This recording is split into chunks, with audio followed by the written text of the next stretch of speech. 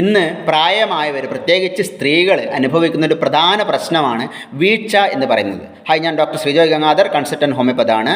പ്രായമായവർ, അത് 30% ആൾക്കാർ കുടുംബമായി ജീവിക്കുന്നതോ അല്ലെങ്കിൽ സമൂഹമായി ജീവിക്കുന്നതുമായിട്ടുള്ള പ്രായമായവർ വീഴ്ചയുമായി ബന്ധപ്പെട്ടുള്ള പ്രശ്നങ്ങൾ അഭിമുഖീകരിക്കുന്നു എന്നാണ് കണക്ക്. പ്രായം കൂടുന്നതിനനുസരിച്ച് ഇത് കൂടുന്നതായാണ് കണ്ടുവരുന്നത്. എന്നാൽ ഈ വീഴ്ച എന്ന് പറയുന്നത് അത് ആക്സിഡൻ്റായോ അല്ലെങ്കിൽ ചികിത്സിക്കാൻ സാധിക്കാത്തതായിട്ടോ അല്ലെങ്കിൽ നിർബന്ധമായും സംഭവിക്കേണ്ടതോ ആയിട്ട് കാണാൻ പാടില്ല. പ്രധാനമായും 2 കാരണങ്ങളാണ് വീഴ്ചയ്ക്ക് കാരണമായി പറയുന്നത്. ഒന്ന് വ്യക്തിയുമായി ബന്ധപ്പെട്ടത്, 2 ചുറ്റുപാടുമായി ബന്ധപ്പെട്ടത്.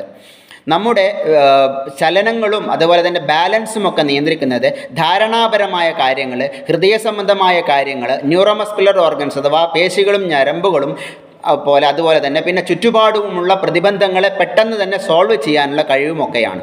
മേൽപ്പറഞ്ഞ ഈ ശാരീരികവും മാനസികവുമായുള്ള പ്രവർത്തനങ്ങൾക്ക് തടസ്സം നേരിട്ടാൽ അത് വീഴ്ചയ്ക്ക് കാരണമാവും.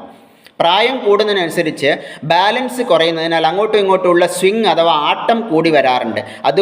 അതുകൊണ്ട് തന്നെ ചെറിയ വീഴ്ച പോലും അത് ന്യൂമോണിയ കാരണമോ അല്ലെങ്കിൽ ഹാർട്ട് അറ്റാക്ക് കാരണമോ കണ്ണിൻ്റെ കാഴ്ചക്കുറവ് പോലുള്ള പ്രശ്നങ്ങളോ ചെവിയുടെ ബാലൻസ് പോലുള്ള പ്രശ്നങ്ങളോ അല്ലെങ്കിൽ ചെവിയുടെ പ്രശ്നങ്ങളോ തലച്ചോറിനെയും നട്ടെല്ലിനെയും ബാധിക്കുന്ന അസുഖങ്ങളോ കാലിൻ്റെ നീര് അഥവാ അതുപോലുള്ള മറ്റ് അസുഖങ്ങളോ അല്ലെങ്കിൽ ഉപയോഗിക്കുന്ന പല മരുന്നുകളുടെ സൈഡ് ഇഫക്ട്സോ അല്ലെങ്കിൽ ആൽക്കഹോൾ ഉപയോഗിക്കുന്നതോ ഒക്കെ ആവാം.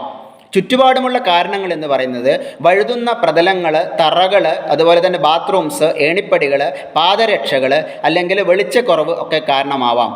അതുകൊണ്ട് തന്നെ പ്രായമായവർ വീഴുന്നതിന് ഒരു പ്രധാന കാരണം മാത്രമാകില്ല, മറിച്ച് ഒരുപാട് കാരണങ്ങളെ, അതായത് വ്യക്തിപരമായിട്ടുള്ളതും ചുറ്റുപാടുമായി ഉണ്ടാകുന്ന കാരണങ്ങളെ പരിഗണിച്ച് അതിനെ പ്രതിരോധിക്കുകയാണ് വേണ്ടത്. 4ൽ 1 ആൾക്കാർക്കും ഈ വീഴ്ച കാരണം ശരീരത്തിന് സീരിയസ് ഇഞ്ചുറിയാണ് ഉണ്ടാവുന്നത്.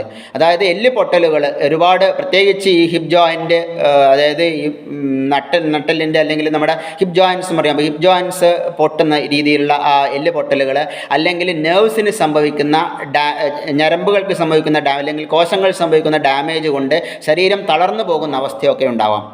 ഭൂരിഭാഗം ആൾക്കാരും, അതായത് പ്രായമായവരിൽ അല്ലെങ്കിൽ മുതിർന്നവരിൽ മരണത്തിനുള്ള 6ാമത്തെ പ്രധാനമായ കാരണമായിട്ട് പറയുന്നത് ഈ വീഴ്ച തന്നെയാണ്. അപ്പോൾ അതുകൊണ്ട് വീഴ്ച എന്ന് പറയുന്നത് പ്രതിരോധിക്കാൻ പ്രത്യേകിച്ചും വ്യക്തിപരമായിട്ടുള്ള എല്ലാ കാര്യങ്ങളെയും അതുപോലെ തന്നെ ചുറ്റുപാടുമുള്ള എല്ലാ പ്രതിബന്ധങ്ങളെയും അതൊക്കെ ആ വ്യക്തിയുമായി ബന്ധപ്പെട്ടുള്ള ചുറ്റുപാടുമായിട്ടുള്ള പ്രധാന കാരണങ്ങളും ഒക്കെ പരിഗണിച്ച് അതിനെ പ്രതിരോധിച്ചാൽ വീഴ്ചയെ നമുക്ക് ഒരു പരിധിവരെ തടയാൻ സാധിക്കും.